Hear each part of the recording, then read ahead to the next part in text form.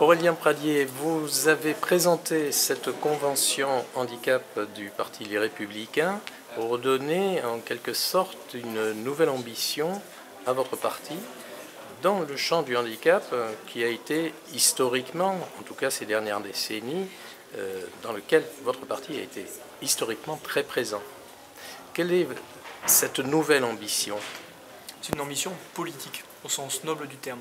Ce que nous voulions, c'était symboliquement marquer le fait que la reconstruction des idées chez les Républicains commençait par le handicap. Parce que le handicap, c'est un sujet avec lequel nous avons une filiation historique. Historiquement, la droite, depuis le général de Gaulle, en passant par Georges Pompidou, Jacques Chirac ou Nicolas Sarkozy, sont beaucoup engagés sur la question du handicap. Et donc nous voulions renouer avec notre grande et belle histoire politique. Enfin, nous voulions aussi donner du sens à l'engagement politique. On pense qu'aujourd'hui, nous avons besoin de refaire corps de notre société et que la question du handicap est une bonne manière, est un beau sujet pour refaire corps de la société qui est largement fracturée. Donc c'était à la fois une manière de revenir à notre histoire politique, de retrouver nos racines et puis de regarder l'avenir. Actuellement, le handicap, c'est toujours une catastrophe et un problème social. Pour vous, le handicap, les handicaps, c'est quoi ?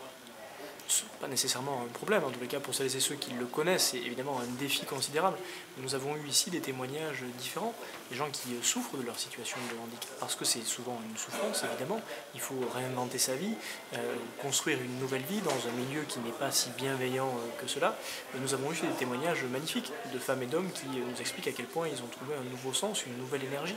Ce qu'il faut simplement, c'est que la République, qui, par définition, est là pour laisser une place à chacune et chacun, quelle que soit sa situation, retrouve ce sens-là.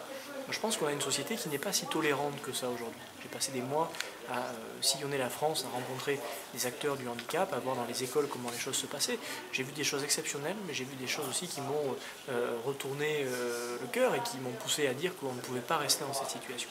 Donc le handicap, pour moi, c'est un beau défi républicain. C'est une belle leçon de République. Et lorsque l'on traite la question du handicap, on ne la traite pas seulement pour celles et ceux qui sont en situation de handicap. On la traite pour faire progresser toute la société. Je prends un exemple simple à l'école. À l'école, lorsque dans une classe vous avez des enfants en situation de handicap, que vous accompagnez ces enfants-là, eh bien ce sont aussi les enfants qui ne sont pas en situation de handicap qui gagnent et qui grandissent en tolérance, en capacité d'apprentissage. Donc c'est un beau défi le handicap.